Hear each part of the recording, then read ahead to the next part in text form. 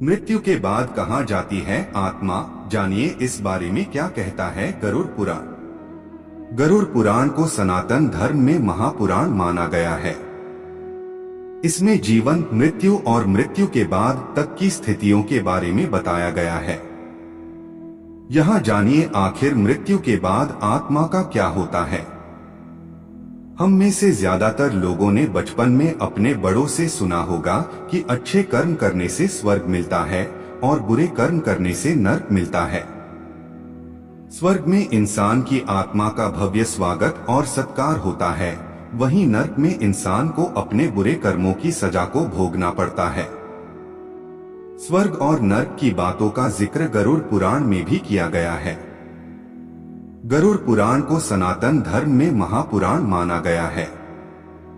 इस पुराण में भगवान विष्णु के वाहन गरुड़ और श्रीहरि की वार्तालाप के जरिए लोगों को जीवन जीने के सही तरीके, सदाचार, भक्ति, वैराग्य, यज्ञ, तप आदि के महत्व के बारे में बताया गया है। वीडियो में आगे बढ़ने से पहले हमारे YouTube चैनल जीवन ज्ञान संगम को लाइक, सब्सक्राइब करें और कमेंट में जय श्री राम लिख दें। आपका कल्याण ही कल्याण होगा। साथ ही कर्मों के हिसाब से स्वर्ग लोक और नरक लोक में जाने की बातों का भी जिक्र है। गरुड़ पुराण में जीवन, मृत्यु और मृत्यु के बाद तक की स्थितियों के बारे में बताया गया है। हालांकि स्वर्ग और नरक की बातें कितनी सटीक हैं, ये तो बताया नहीं जा सकता, लेकिन गीता में भगवान श्री कृष्ण ने एक बात जरूर स्पष्ट की है कि आत्मा का कभी अंत नहीं होता। आत्मा सिर्फ शरीर को बदलती है, ठीक उसी तरह जैसे व्यक्ति पुराने कपड़ों को बदलकर नए वस्त्र धारण करता है। सिर्फ पंचतत्वों से बना शरीर ही मरता है। लेकिन ऐसे में एक सवाल सभी के ज़हन में उठता है कि अगर आत्मा मरती नहीं तो शरीर मृत होने के बाद वो जाती कहाँ है? कैसे उसे नया शरीर मिलता है? आइए जानते हैं इस बारे में क्या कहता है गरुड़ पुराण। सबसे पहले यमलोक जाती है आत्मा। गरुड़ पुराण के अनुसार जब मृत्यु आती है तो यमलोक से 2 यमदूत आत्मा को साथ लेने के लिए आते हैं। यमदूतों के आते ही आत्मा शरीर छोड़ देती है और उनके साथ यमलोक चली जाती है। यमलोक में ले जाकर यमदूत उसे 24 घंटे तक वहां रखते हैं और उसे दिखाते हैं कि अपने जीवन में उसने क्या क्या अच्छे और क्या क्या बुरे कर्म किए हैं।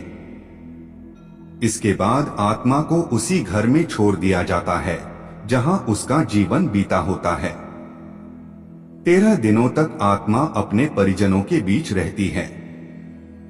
ये भी मान्यता है कि जिसने जीवन में अच्छे कर्म किए हैं उसके प्राण निकलने में ज्यादा परेशानी नहीं होती, लेकिन जिसने बुरे कर्म किए हैं उसे प्राण छोड़ते समय काफी पीड़ा का अनुभव होता है।